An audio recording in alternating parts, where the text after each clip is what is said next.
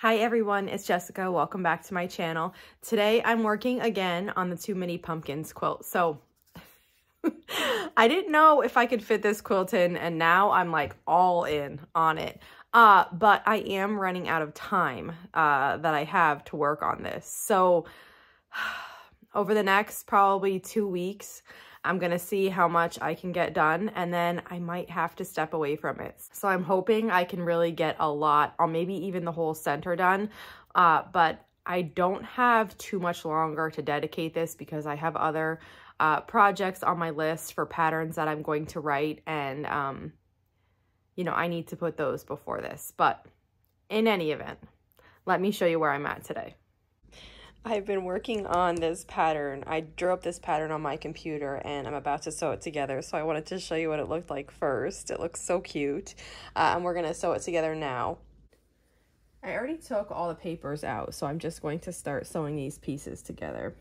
I have my 1/4-inch foot on, so that will make this really easy. I have been working on what I decided to do.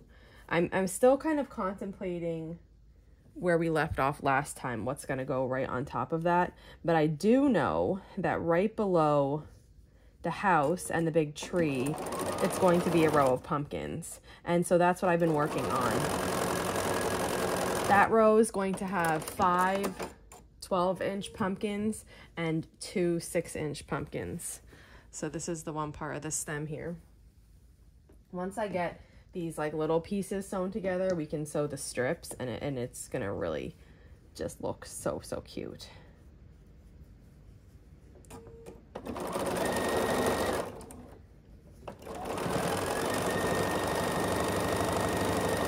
And this is my own pattern I drew up. I'll probably put this pattern in as just like a standalone foundation paper piece download, but oh, it's looking so cute. Now this one needs a bottom.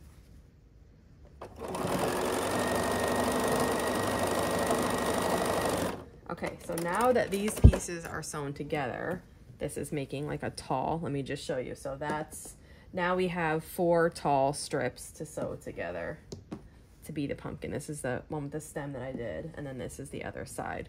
So I'm just going to sew these all together, and then we'll have our pumpkin.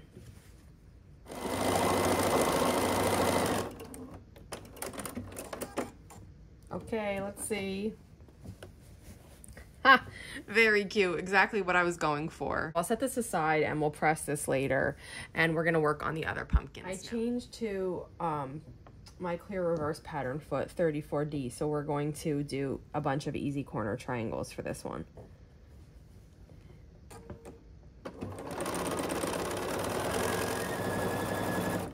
And this pumpkin, I'm kind of combining a bunch of different types of pumpkins that I've seen before. So this one, I'm like making it up a little bit as I go.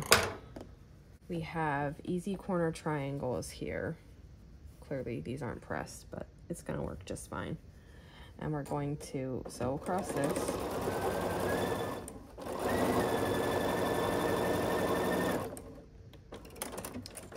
I finished all those easy corner triangles for this block, and I'm just going to start assembling it. And now that I've done those, it's basically just a bunch of straight sewing.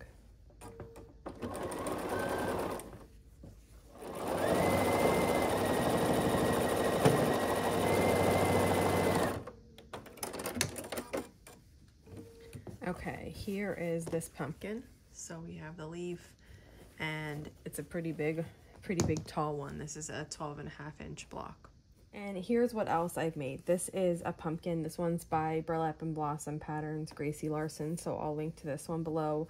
I left the top off. I have it right here. I have to decide if I'm using this based on, you know, placement in the quilt. So that's that one. It has this cute little stem, very nice. And then this one's not finished yet, but this is based on a Lori Holt pumpkin. She has a scrappy patchwork pumpkin in one of her books, and then this is a 6-inch star put in the middle, and it just needs the easy corner triangles, and then I have to figure out what kind of stem I'm going to use on that one. And the next one is This is a pattern from Cluck Cluck Sew. This is a traditionally pieced pumpkin. The blocks in the quilt are a little bit bigger than what I need, so I'm trying to figure out exactly how I'm going to cut this down and then add a stem. And then my two little ones that I have. One I just made up, and it turned out really cute with their really big mouth. These, of course, will be pressed down.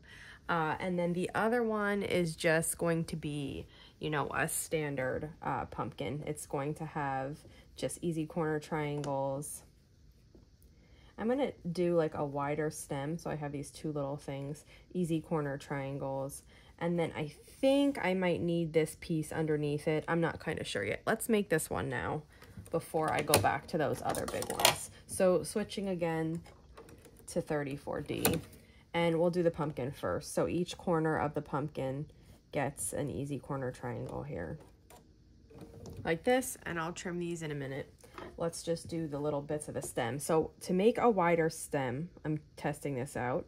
I have a little 1-inch square that I'm putting on the green portion that goes next to the stem. So each side is getting it.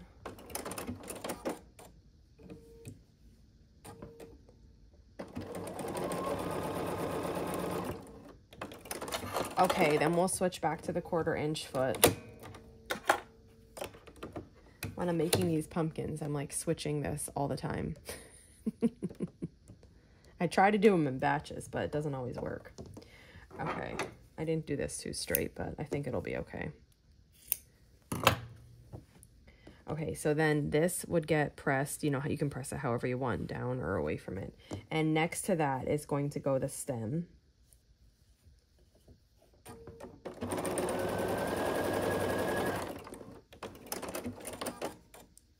And then we do that same thing on the other side, and it's going to kind of look like it's, you know, branching out at the bottom.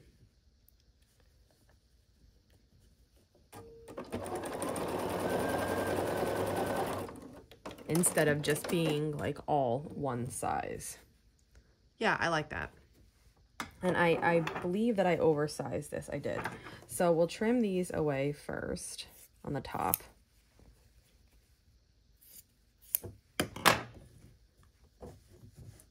And then I just finger press these. And then I just need to decide kind of placement of the stem.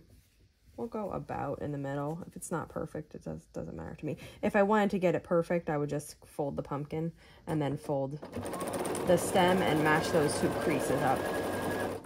But I'm okay if it's not center.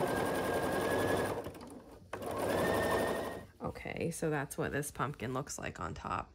And I'm gonna do a small green strip on the bottom just to kind of separate it. These two little ones get stacked on top of each other, and I just want them to be a little bit separated by grass. So I'm going to put the green, it's just a 1-inch piece, so it's not going to be too much.